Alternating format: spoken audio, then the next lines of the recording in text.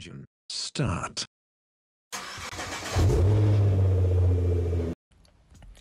Hello guys, welcome to my YouTube channel.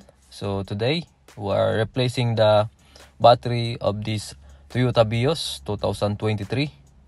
So papalitan ko yung lumang battery kasi almost 2 years na po yung battery. So para mas prepare po tayo. Okay, so ang ipapalit ko po ay yung mas malaking battery. So mag-a-add po ng 10 amps.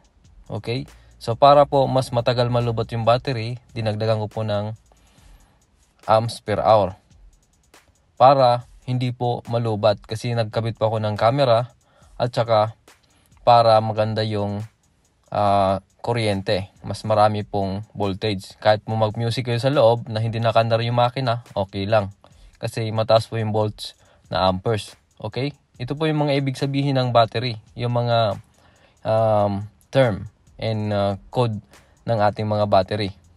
So mababasa nyo po sa screen kung ano pong ibig sabihin ng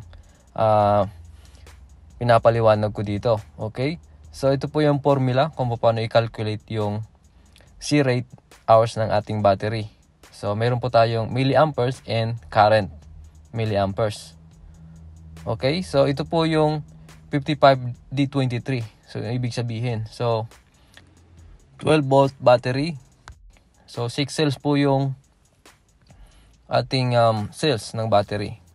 Okay, so ang ibig sabihin po, meron po siyang negative plates at iba pa. So how long will 60 amps battery last? So umaabot po ng 20 hours to draining 3 amps yung ating battery.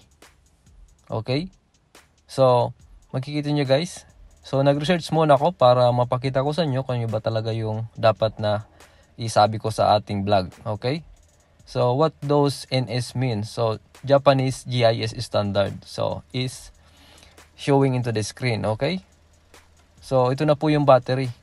So ang pagkabit po, yung bracket, flat ko po yung surface para kumapit po yung clamp na maayos. So it's necessary to replace kasi meron pong camera. So yung camera po nagko-consume din ng kuryente. Kahit na po kaunti, nagbago na po yun. So mas madali na po masira yung battery, kaya nagpalit na ako ng battery. Okay, so ito po yung kagandahan. So gagamit po tayo ng at least 40 to 65 ampere hour na battery para sa kotse. Mas maganda po yung performance. So mas matagal po masira yung battery. Okay, so dapat po maayos lang yung pagkakahigpit natin ng bracket para hindi po mag-slide yung ating battery. Okay, so ito na po, halos inihigpitan na po natin yung mga nut na ating tinanggal at saka sa kabila. So tamang-tama lang po yung pagkakahigpit. Nilagyan ko ng rubber yung between metal to battery, yun sa bracket, para hindi po masira yung battery at hindi magasgasan. Lagyan po natin interior na goma para hindi po siya contact doon sa plastic. So may suporta pa rin. Okay, so reserve capacity yung RC yung ibig sabihin. So meaning, pag may reserve ka na kuryente, mas marami po yung inyong mga gamit na kuryente. Okay, so 150 minutes before voltage drop to 10.5 volts. So mas maganda po to kasi po masisave nyo yung cranking nyo, cold cranking amperes. Ito na po yun. So critical for good cranking ability. So kadalasan po sa mga malalamig na lugar or kinaumagahan, pag pasira na po yung battery nyo, minsan hindi nag-i-start. Ito na po yun. So bumaba po yung cranking amperes ng battery, kaya po hindi nag-start. Okay, so ang ibig sabihin po, so mas maganda po to para sa mga alternator. So pag hindi po nag-cranking yung inyong sasakyan, yung makina, so hindi na rin po mag-charge yung battery nyo kasi po yung alternator ay nagpapadala po ng kuryente papunta sa battery. So pag mahina po yung battery, hindi po mag-charge yung battery nyo. So set your multimeter. So paano po mag-test ng battery amps? So healthy pa po daw pag umabot ng 12.6, at least 12.6 volt.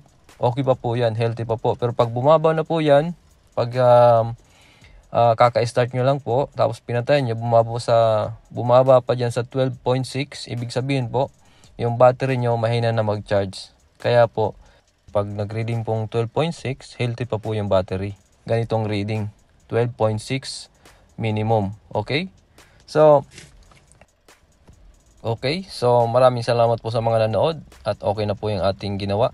So, subscribe lang po sa channel ko at hit the notification bell para update po sa mga panibagong uploads. Thank you.